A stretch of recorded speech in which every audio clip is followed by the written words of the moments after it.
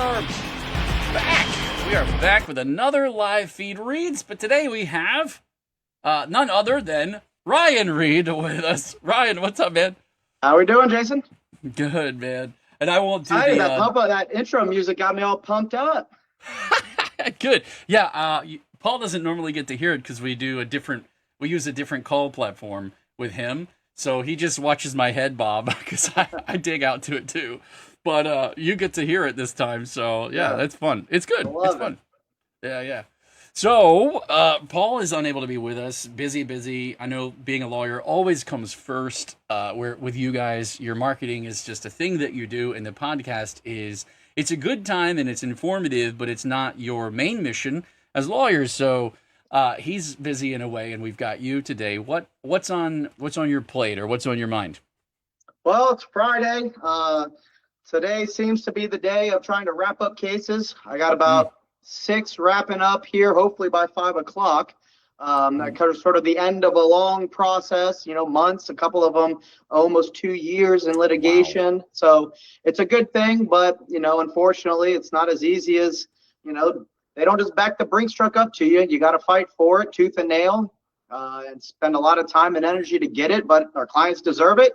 And so I'm hoping to get some good news here, maybe even after this podcast, then be able to call my clients and give them some good news. Of course. So that's what's going on mainly in my world today, doing some financial things on the back end, gearing up for the weekend, obviously trying to get all the tax information ready for our accountant as well. So yeah, a lot going on, but all good things.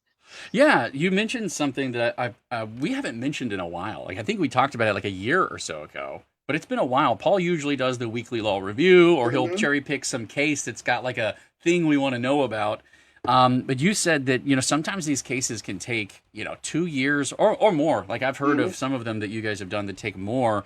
And maybe there's a lot of people who think it's just a quick phone call because you see the ads and you're like, I need a lawyer. I need it quick. Somebody hurt me and I need money. Yep. And you might think like a vending machine, you put your money in, or you push the button and you get something out. Why does it take so long? Help somebody who doesn't maybe know, kind of peek behind the curtain a little. Good question. I mean, because almost everyone, not everyone, but almost everyone invariably will ask, normally at the initial consultation where we're meeting them and signing them up and gathering information, they always ask 2 questions. 1, what is my case worth? And 2, how long does this process take? And I have the same verbatim response.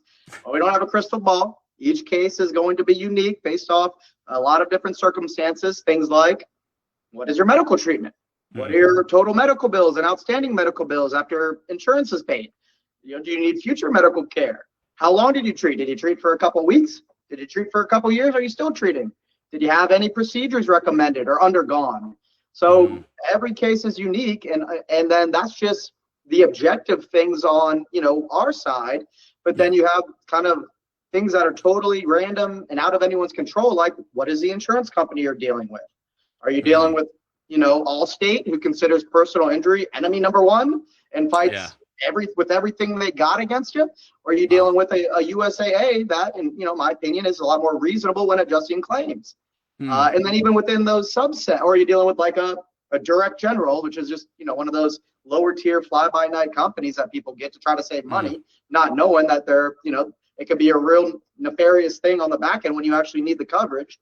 Right. Or, even within the insurance company delineations of their corporate cultures, who's the specific adjuster assigned to your file? Are they brand new? Because sometimes there could be turnover in a system.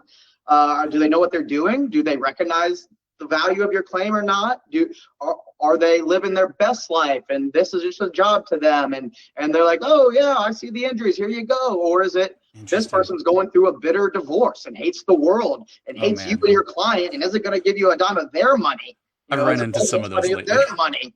So it's like the individual personality at the individual insurance company on the other side, Well, let me ask a question. Well, that's just a few of the things that determine how long it takes, what the case is worth. Do you have to file the lawsuit and then go by all of that? All the deadlines that the court set. So there's just no way to know how long any case is going to take and what a case is going to be worth. Well, at the outset, at least. Yeah, as someone who would, call on you to be represented or use your services, because as you're talking, I'm thinking, these are a bunch of myriad things that you don't have any control over as the person who is injured. but there are some things I think that we do have control over, and maybe sometimes those things can kick out the timeline as well, right?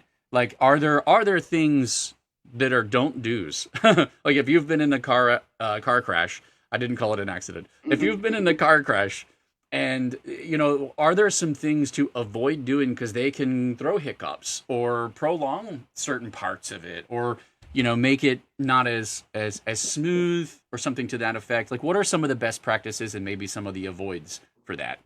Yeah, that's a really interesting question. Let me think about it for a second. Yeah, sure. Well, I mean, the one thing comes to mind, and then I'm sure other things will come as well. But when you're at the actual accident or crash scene, things that people tend to not do that might delay or hamper or devalue a claim is quite simply taking footage or video of the scene itself. Oftentimes, and for instance, a rear end example, oftentimes these bumpers are so well made that a significant impact cannot be apparent with the damage that's on your bumper. But so maybe our client is able to get a picture of their own bumper, but then not the at-fault car whose front end is smashed in. No one ever takes a picture of that on the other side, and then we don't have the virtue of that photograph saying, look, this wasn't just a scratch on the bumper, even though it appears to be. This was a significant impact.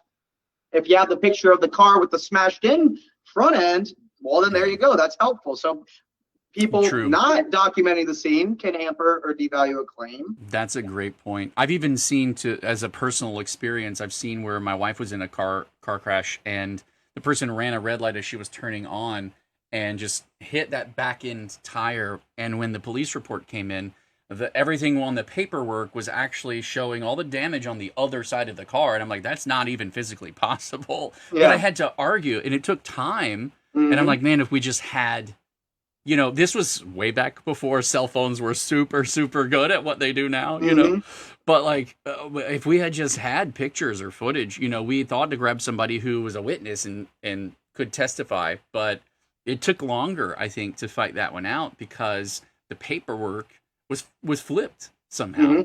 And I'm hearing what you're saying is like, making sure they don't just document yours, document theirs, but then also kind of step back and document the scene, as a whole, because how things are in relation to one another is key. Yeah, that's huge. Yeah. So another thing, some people do if they don't call an attorney right away is they'll give the at-fault party's insurance carrier a recorded statement going over all sorts of information that they're not really entitled to in that statement. But as long as you're willing to talk to them and provide it, they're going to keep asking all these questions that they're ultimately building a case to use against you. So basically, another thing people do that might hurt or delay the system is giving the other party a recorded statement prior to talking to an attorney. Also with medical treatment. And Paul, what is it? Ryan, what does it cost? What does it cost to reach out to an attorney like yourself and get someone, first feedback? Yeah, so there's no retainer. I sometimes take it for granted that everyone knows this because of all the advertising out there, but every now and then you'll get people that have no idea that, you think you got to come out of pocket to call an attorney and talk to an attorney. And potentially in other industries, other types of law, that's the case perhaps. A lot of lawyers nowadays, even in other types of law, will do a free consultation sometimes, not always. And so, for our clients specifically, pick up the phone, you call us, and it doesn't cost you anything to even pick our brains and talk to us about, whether it's even prudent to have an attorney. Sometimes I'm able to give a lot of friendly advice to people that, hey, they don't really need an attorney. We're not going to rope them into the system for ourselves. And so I can talk them through how to handle like property damage or simple things on their own. So cost nothing to call us. That's for sure. Right. Yeah, I didn't mean to derail what you're saying. Oh, no, because you're fine. You were saying, to the people sometimes give a recorded statement. I think they have to remember that the insurance companies employ people and they all have jobs. And if they do their job well, then it's in protection of the assets of the insurance company, right? They're not, insurance companies aren't charities, that's for sure. No, they might sound friendly and helpful, but you used a key word that I love that you use, and that's the word entitled. They're entitled to certain information, but not all the information they may ask for. And so I think a lot of people don't realize that there are questions they ask that they're not entitled to that information, and they just lump it in there along with everything else, hoping that you'll stick your foot in your mouth and and Yeah, not have so it's like, such. you have any children? Yeah, yeah, my daughter. It's actually her birthday next week. Oh, my daughter's birthday is tomorrow too. Happy Hmm. birthday! By the way, so you were in 5 prior car accidents. Let's talk about those. Yeah, yeah. Oh, and your child isn't on your policy, so it doesn't cover anything. Oh, See ya. how old's your child? 17? Oh, you didn't list them as a You did. driver on your policy. Yes, Canceled. yes. Boom, there it is. Yes, exactly. That kind of So yeah, thing. it's That's a a great game, point. but that's why I always tell people, look, some people, and some people, myself included, if I didn't do this for an industry, I'd be last person running out and calling an attorney if I was in a car Hmm. accident.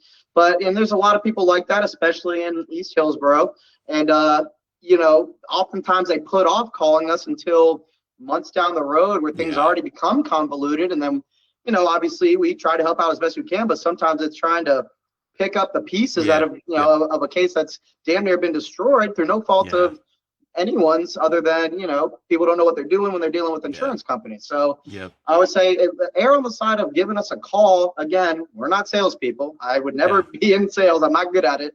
But we talk you through it, give you the friendly advice. Oftentimes yeah, the calls like that end, hey, well, save my number. If you have any questions in the future, or you think you need us, give us a call back. So that's yeah. And just I how we might operate.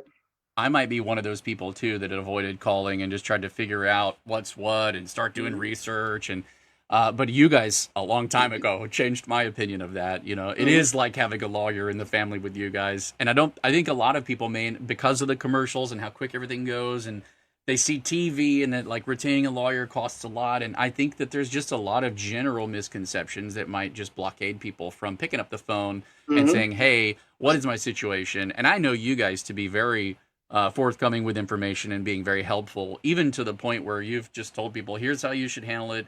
Stick to this, and you don't need us." And Mm-hmm. that's just it's kind of unheard of in a lot of ways. I spend a lot of time around people who are in it for themselves, Yeah. and especially up here in Tallahassee, working in the Capitol. I just see it all the time. Everyone's out for the grift, and they're out for like what their piece of the pie is, and it's Mm-hmm. refreshing and it when you're talking to one. It's Yep. refreshing to speak with somebody who's on the level and they're just good people. And I think that is a huge when you find good people, you gotta have to hold on to them because it's a very rare gem of a thing, Yeah. so don't Yep. let them out of your life when you get them. But now that's really helpful to know that there are certain things that as a consumer or a person who may be in a crash, that we can do to make it worse for ourselves, and some helpful tips on how to kind of maybe circumvent those. And Mm-hmm. that explains a lot as to why sometimes you get 2 years down the road and you're still waiting on something that you have needed from this crash. Yeah. And I think that that's something that was probably worth spending an episode talking about Yeah, because no, that's yeah, what we're here for. So I think I'm almost of the opinion that people don't want to sit here too long, especially on social sure. media. So I think we put out some good information out for the people. Let's wrap it up there. You got it. You got anything going on that's special this weekend, or anything Yeah, a you little want to give a plug shout for out to? Hope for Her, a local charity that we like to support. They have a clay shoot tournament at Oh, Fishhawk nice. Sporting Clays tomorrow morning. So we're going to Right go out on. there, show our support, see what we can do in the competition. Probably won't win, but we'll have It's all fun. right. We'll have I fun think supporting the cause. Paul invited me, I think, to one of those a couple of years back, and so I was like, "Yeah, sure." I think you weren't able to go, and so he was like, "Hey, go. Why don't you come with me?" And I may or may not have allegedly beat Paul's points by one. I think I My remember first that. time Yeah, going. Yeah. I was so excited. it's He a good doesn't want us time. to talk about it, I'm sure. But yeah, no, Oh yeah. enjoy that. That'll be great. That'll be great. What We had about a you? You bunch got of anything kicking up in Tallahassee? not this week. Well, all of our friends from the homeschool group went out on a big hiking trail on the Florida Trail, and we've got a lot going on. We're prepping for travel season for the homeschool conventions going around the state, and so we're trying to get things up and running around the home to do that. So we had to skip out, but they're all enjoying God's great creation out there, and we'll enjoy each other's company over here. Lovely. But that's Well, a I'm gonna get back good to home it. weekend. I'm trying to Yeah, wrap up man, some of these cases before we get out of here today, and then we'll see. Catch you next time. Next time the you old man got it. can't make it. I'll roll that music and we'll get it on out.